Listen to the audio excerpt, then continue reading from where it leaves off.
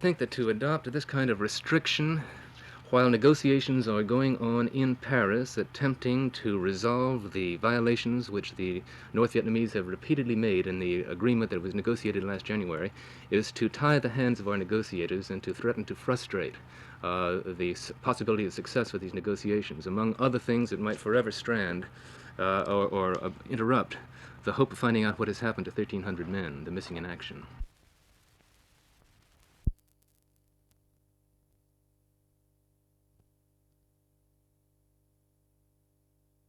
What it would do is really to restore what has been the traditional concept on the protection of individual life before birth, the traditional in this country.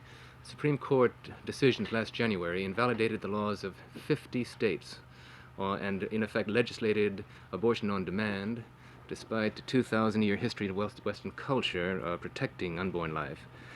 This amendment that I proposed would restore the concept that a legal person is the same as a biological person. In other words, so long as there is human life, it is protected under the 5th and 14th Amendments.